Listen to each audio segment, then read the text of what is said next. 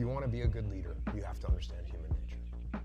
And the places where human nature reveals itself most clearly are times of extreme suffering and inhumanity. Trust is built on relationships. Relationships are built on trust. If you don't trust me, we don't really have a relationship.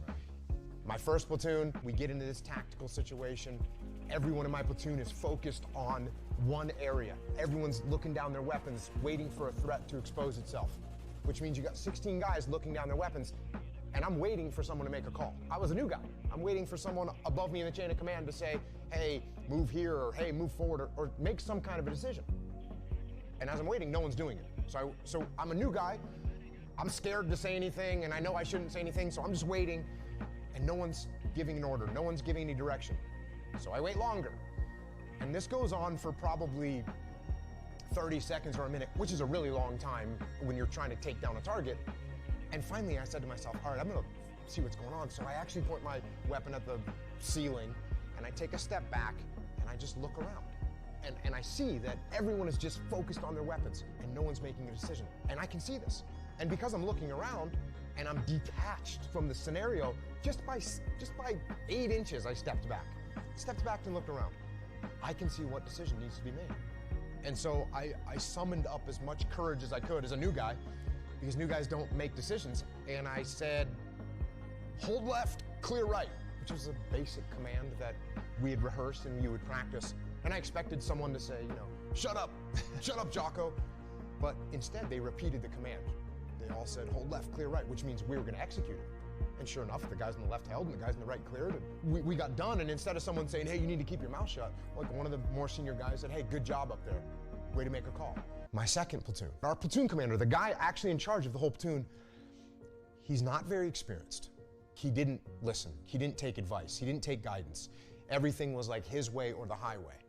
And we had a mutiny inside of our platoon. We went to our commanding officer and said, hey, sir, we don't want to work for our platoon commander. He doesn't listen, he's arrogant. And eventually what ended up happening was this guy got fired as our platoon commander. And that left an impact on me, because as I'm watching this going, I'm thinking to myself, why don't we like this guy? Why doesn't anyone want to listen to this guy? Why don't we want to follow this guy?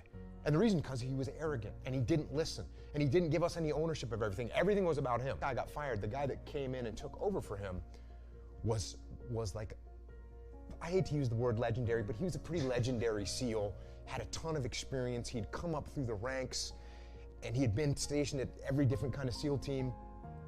And he took over as our platoon commander. And I kind of thought to myself, well, he's gonna take over because we're a bunch of mutineers and they need to put someone really strong that's gonna like whip us back into shape. So I was anticipating that we were gonna have this super hardcore guy. And this guy shows up and he's got a nice smile on his face and he's super humble. And I remember one of the first things he said to us was like, I look forward to working with you guys. And I was, that word right there, I'm gonna work with you guys. Not I'm in charge, I'm glad I'm taking over, I'm glad to be your commander. It was nothing like that. He said, hey, I'm looking forward to working with you guys. So all of a sudden it was totally different. And he started putting us in charge of things. Instead of him coming up with a plan, he would say, hey, you guys come up with a plan and let me know how you want to do it. And all of a sudden we had all this ownership, and that made me reflect on the way the first guy had acted compared to the way this guy had acted. And I realized how important it was to be a humble leader and to listen to other people and to give ownership to other people.